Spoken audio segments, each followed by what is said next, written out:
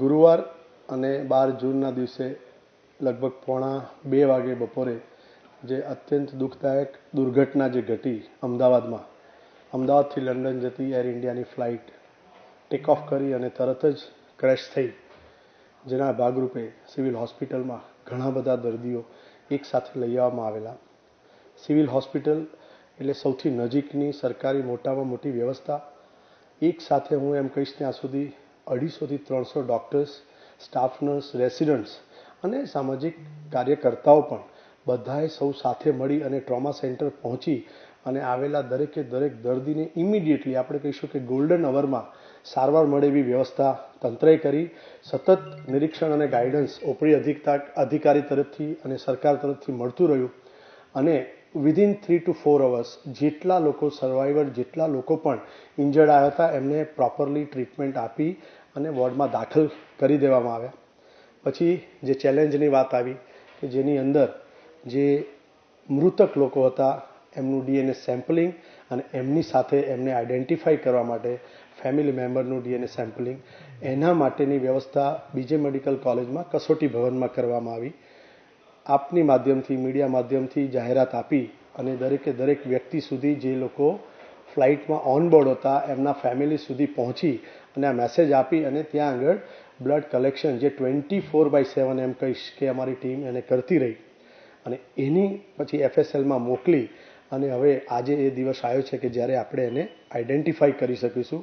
આજના દિવસમાં 9 DNA sampling match થઈ અને આપણી પાસે આવ્યા છે.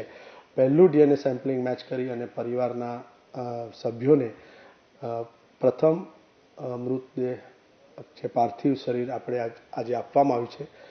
ઘટના ખૂબ જ દુઃખદાયક છે. અમારા સૌની સંવેદના એ પરિવાર સાથે છે અને એના માટે સિવિલ હોસ્પિટલ અને સરકારી તંત્રએ એવો નિર્ણય લીધો છે કે આવનાર વ્યક્તિને કોઈ પણ જાતની તકલીફ ન પડે અને સ્મૂધ મેનેજમેન્ટ થાય એના માટેની એક ખાસ વ્યવસ્થા તૈયાર કરવામાં આવી છે. આપ સૌને, આપના દરેકે દરેક પરિવારના સભ્યોને હું જણાવીશ, જે નીચે નંબર જે ફ્લેશ થાય છે એ નંબર સિવિલ હોસ્પિટલના એ નંબર છે જેના પરથી ડીએનએ સેમ્પલ જેને આપ્યું હશે એ વખતે જે નંબર આપણે નોંધાયો છે એના ઉપર કોલ આવશે. ફરીથી કહીશ, કોઈ પણ વ્યક્તિ એમ કે ડીએનએ સેમ્પલ માટેનો મને કોલ આવ્યો તો મહેરબાની કરીને એવી વાત માની અને સિવિલ હોસ્પિટલમાં ન આવી જતા. સિવિલ હોસ્પિટલ તરફથી જવાબદાર વ્યક્તિ આપને કોલ કરશે, આપનું નામ પૂછશે કે શું આપને જ ડીએનએ સેમ્પલિંગ માટે બ્લડ આપ્યું છે અને જો આપ એ જ વ્યક્તિ હોવ તો આપના જે આપની સાથે વાત થાય પછી તમારા સગવડ પ્રમાણેના ટાઈમે તમને સિવિલ આવવા માટેની જાણ કરવામાં આવશે. સૌપ્રથમ જ્યારે આપ સિવિલ આવો અને તમને એવું લાગે આ જે વ્યવસ્થા છે શરૂઆતની જે રજિસ્ટ્રેશનની એ સિવિલ હોસ્પિટલ સુપ્રિન્ટેન્ડન્ટની સામે જે પીએ ઓફિસ છે એની અંદર અમે કંટ્રોલ રૂમ બનાવ્યો છે. ત્યાં આપને આવવાનું રહેશે. પરંતુ આપને કોઈ પણ જાતની તકલીફ પડે, આટલા મોટા મેડિસિટી કેમ્પસમાં ફેલાયેલી હોસ્પિટલમાં કોઈ પણ જાતની અગવડ પડે તો જે નંબર પરથી આપના ઉપર કોલ આવ્યો હોય એ જ નંબર પર રિટર્ન કોલ કરશો તો આપને દરેકે દરેક લેવલે ગાઈડન્સ આપવામાં આવશે.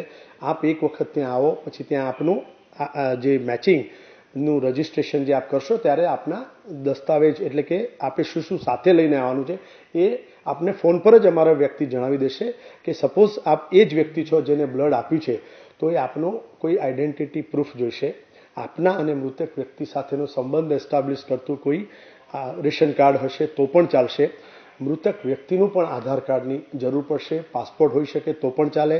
વોટિંગ આઈડી હોય, ગવર્મેન્ટનું કોઈ પણ જાતનું આઈડેન્ટિટી પ્રૂફ એ ચાલશે.